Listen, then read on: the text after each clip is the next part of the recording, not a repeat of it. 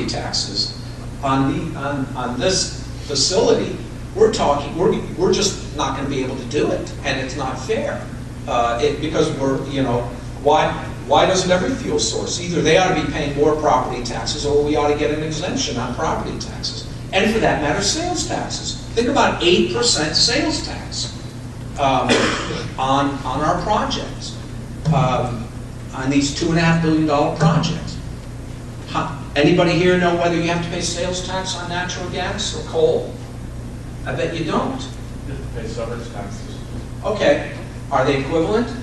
8%? I mean, these are the things that we have to, I'm not saying I know the answer. I'm saying you need to be looking at all these kind of embedded, long-standing benefits that exist for fossil fuel that renewable energy has to deal with and has to see if it can change. I'm sorry, I interrupted you. Last question. Yeah. The longevity of the mirrors. This is a huge investment. This is a 40-year project. It is a 40. So in yeah, 40 and our years, you have to make PPAs. that investment again. Pardon me? In 40 years, you'll probably have to make a substantial investment again in those mirrors. It's really not known. Okay. We don't really know how long these mirrors are going to last. I mean, we think that they'll be, who knows the longevity? The turbine, the boiler, the mirrors, conditions in the desert, we think it's going to be much longer. I just wonder if that affects your But our PPAs with Edison and PG&E, with PG&E it's 25 years, and with Edison it's 20. So think about all the warranties we had to provide to make that work. Joshua, how resistant are the mirrors to sand throughout the desert? We think they're going to be very good, but no one completely knows. This is a new industry. This is why, and this raises really a very important point. You can't eliminate every risk. We haven't had 90 years in order to figure out every risk that we're going to have. I mean, I'll give you one kind of easy example. The enviros, and I don't mean that in a derogatory way, insisted that we not put these mirrors in, that's a good one. Not anchor these mirrors in cement because they're in a pristine desert, theoretically pristine desert.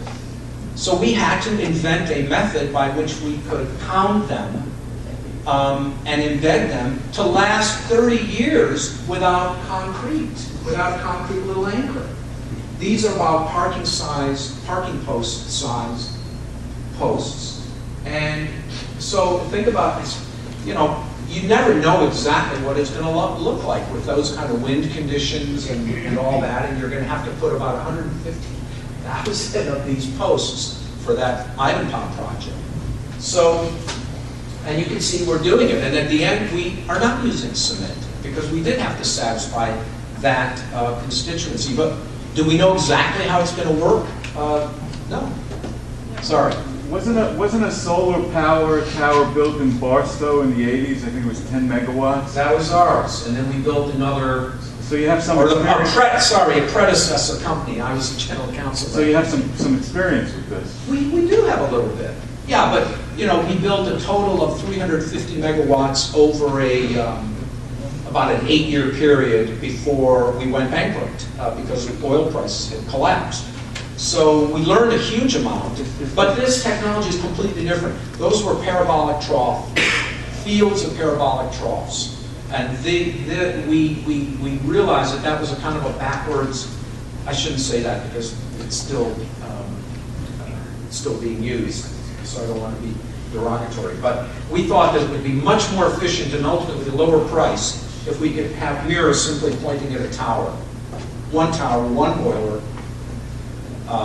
one turbine, down below. Have you seen extreme weather do damage to your facilities? Well, we experienced it in the old days when the company was, in the 1980s with Luz, and it weathered it pretty well because what you do is, at least with these mirrors, is you sort of make them horizontal. You can make them horizontal, and then they can withstand pretty strong winds. No, I'm going to suggest just in I'm the interest of sorry. time, we have so many great presenters today, and I do want to keep us on track. Why don't we continue now All till right. 11 o'clock, and let's allow Joshua to get through his presentation, and then if there's an opportunity for Q&A, we'll be able to incorporate that. Sorry. That's quite all right. I had one job here. Everybody remember? what? Okay, Keep us on all right. track. Well, I'll take one last question. Can I take the one Derek, last I question? will allow that. Joshua, as to your point about real property taxes, which is my area of practice, you're quite right in that fuel is not subject to real property tax. But that only applies logically when you're using the reproduction cost new less depreciation system of valuation. If you're using discounted cash flow, then that becomes not relevant. Are you saying that in California they only use RCNLD as a valuation method? You know, I'm not trying to make that kind of. The point I'm trying to make is we're the new guys on the block. We come onto a system where tax laws, energy laws, transmission laws are extremely have had an existence of 40 to 100 years, in which special interests have had a chance to go to the legislatures, go to the public utility commissions, and very naturally get various provisions and subsidies of all kinds. And I think it's wonderful to talk about a subsidy-free world. It just doesn't exist. And I have no idea what the coal industry has been able to achieve. All I know is that when I see that we have to pay property taxes, and I know from having worked at PG&E that we didn't pay property taxes on the natural gas that was flowing in from Canada and the Rocky Mountains in the Southwest.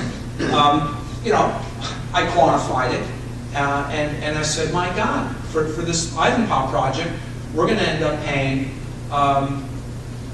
you know, 1.25% of some $2 billion every year. And that's ridiculous. When what we've got here is fuel.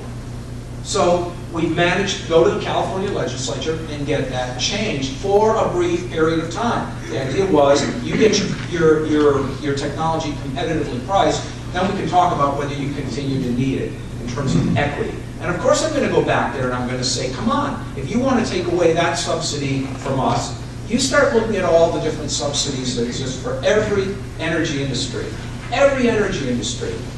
in this country, because they've loaded up in the last 100 years. And I don't mean to say that in an angry way. We have a very good system, but let's not forget that this idea of a market-based economy doesn't exist in the energy business. I mean, I'll give you one good example here, and that's transmission.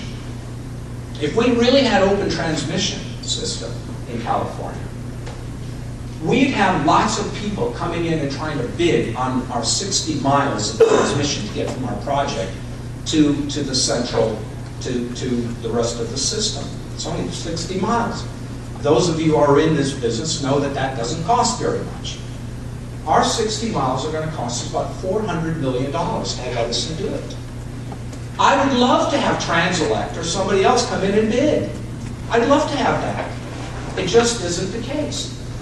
I'd love to have Siemens come in and organize a little transmission company and say, I can do that because I do that kind of stuff. I'd love to have Bechtel do it. But no, we've got franchises, you know? And these franchises, you guys think you're not paying a subsidy. You are paying a subsidy for that.